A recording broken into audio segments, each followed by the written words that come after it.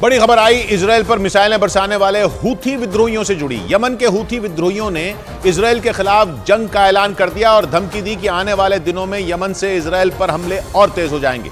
एक दिन पहले खबर आई थी कि यमन से इजराइल पर ताबड़तोड़ मिसाइलें दागी गई थी, जिन्हें इजराइल के एरो 3 मिसाइल डिफेंस सिस्टम ने फेल कर दिया था। लेकिन हूथी विद्रोहियों की धमकी से इजराइल सावधान हो गया।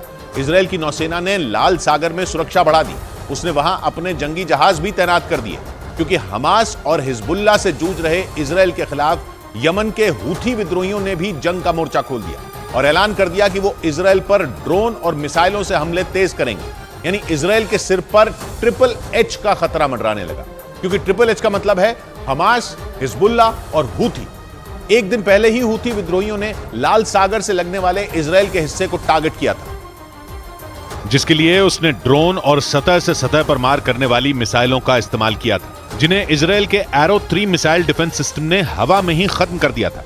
और अगले ही दिन यमन के हूथी विद्रोहियों ने ऐलान कर दिया कि वो इजराइल से जंग के लिए तैयार हैं और आने वाले समय में यमन से इजराइल पर धुआंधार हमले होंगे, जिसके लिए हूथी विद्रोहियों की मिलिट्री विंग ने पूरी तैयारी होने का दावा भी कर डाला और एक ऐसा वीडियो जारी किया जिसमें एक दो नहीं कई खतरनाक ड्रोन नजर आए। मतलब यह कि हूथी विद्रोहियों ने इजराइल से कह दिया कि उनकी तैयारी पूरी है, क्योंकि 7 अक्टूबर के बाद से यमन के हूथी विद्रोही भी सक्रिय हो गए। उन्होंने एक बार नहीं बल्कि 3 बार इजराइल पर हमला किया। वो अलग बात है कि कभी इजराइल के मिसाइल डिफेंस सिस्टम ने उन्हें मार गिराया, तो कभी अमेरिका ने उन्हें समंदर में ही ढेर कर दिया। लेकिन ट्रिपल एच के तीसरे एच यानी हूथी विद्रोही नहीं रुके।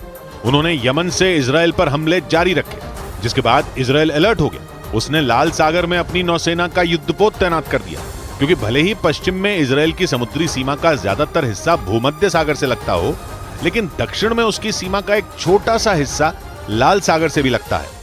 इजराइल का एलर्ट शहर बसा है और यमन से दागी गई मिसाइलों का निशाना इजराइल का एलर्ट शहर ही था। लेकिन वहां तैनात इजराइल के एरो 3 मिसाइल डिफेंस सिस्टम ने हूथी विद्रोहियों का खेल ही फेल कर दिया, क्योंकि एरो 3 मिसाइल डिफेंस सिस्टम ने एक दिन पहले हूथी विद्रोहियों की मिसाइलों को हवा में ही खत्म कर दिया था। लेकिन हूथी विद्रोहियों ने इजराइल पर हमले तेज करने का ऐलान कर दिया, जिसके लिए वो लाल सागर को जरिया बनाने की तैयारी में है, क्योंकि लाल सागर की सीमाएं यमन और इजराइल दोनों से लगती हैं। और हूथी विद्रोही अपने पास ऐसी मिसाइलें होने का दावा करते हैं जिनकी रेंज में दक्षिणी इजराइल के कई बड़े हिस्से आते हैं। और इसीलिए इजराइल ने हूथी विद्रोहियों की चेतावनी को गंभीरता से लिया और उसकी नौसेना का जंगी जहाज लाल सागर में चक्कर लगाने लगा।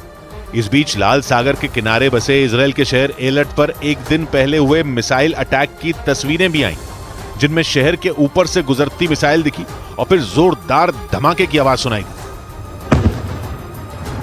यानी उत्तर में हिजबुल्लाह और दक्षिण में हमास से लड़ रहे इजराइल के सामने हूथी विद्रोहियों ने भी चुनौती पेश कर दी। लगने लगा कि जंग का नया मैदान लाल सागर में सजने वाला है। अफ्रीका और एशिया को अलग करने वाला लाल सागर हिंद महासागर में एंट्री का रास्ता खोलता है। इसके पूर्वी छोर पर सऊदी अरब और यमन जैसे देश हैं, जबकि पश्चिमी छोर पर मिस्र और सूडान जैसे देश हैं। और इन सब के बीच इजराइल का भी एक छोटा सा कोना लाल सागर से लगता है, जो यमन के हूथी विद्रोहियों के लिए ईरान के दुश्मन यानी इजराइल की नाक में दम करने का रास्ता खुलता है। और यही वजह रही कि यमन की राजधानी सना से इजराइल को निशाना बनाया गया। और यमन की राजधानी सना से करीब 2000 किलोमीटर दूर इजराइल के एलट शहर पर मिसाइलें दागी गईं। शिया और सुन्नी मुसलमानों के झगड़े से जूझ रहा यमन उत्तर में सऊदी अरब और पश्चिम में लाल सागर से घिरा है, तो वहीं यमन के दक्षिण में अदन की खाड़ी और अरब सागर है और पूर्व में उसकी सीमा ओमान से लगती है। मतलब यमन की भौगोलिक स्थिति उसे इजराइल के खिलाफ युद्ध छेड़ने में मदद करेगी, क्योंकि लाल सागर को पार करके उसके ड्रोन और मिसाइलें इजराइल को निशाना बना सकते हैं। हूथी विद्रोहियों के प्रवक्ता ने बयान भी जारी किया, जिसमें उसने कहा कि इजराइल की ओर बड़ी संख्या में मिसाइलें और ड्रोन भेजे गए, क्योंकि हमास और हिजबुल्लाह की तरह हूथी विद्रोही भी इजराइल के खिलाफ खड़े हैं और 7 अक्टूबर के बाद गाजा में चल रहे इजराइल के ऑपरेशन का विरोध कर रहे हैं। और इसीलिए इजराइल के इन तीनों दुश्मनों को ट्रिपल एच कहा जाने लगा, जिसमें पहला एच है हमास, दूसरा है हिजबुल्लाह और तीसरा एच है हूथी। और इन तीनों संगठनों में एक चीज कॉमन है, और वो ये कि तीनों को किसी न किसी तरह से ईरान का समर्थन हासिल है। और इसीलिए ट्रिपल एच कही जाने वाली ये तिकड़ी इजराइल के सिर का दर्द बन गई, क्योंकि हमास के खतरनाक हमले के बाद लेबनान में बैठे हिजबुल्लाह ने इजराइल के खिलाफ मोर्चा खोल दिया।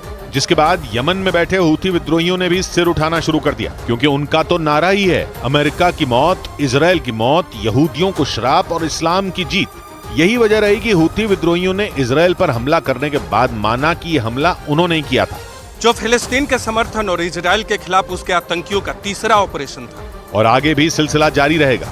यानी इजराइल के खिलाफ ट्रिपल एच कहे जाने वाले हमास, हिजबुल्लाह और हूथी ने जंग के 3 मोर्चे खोल दिए।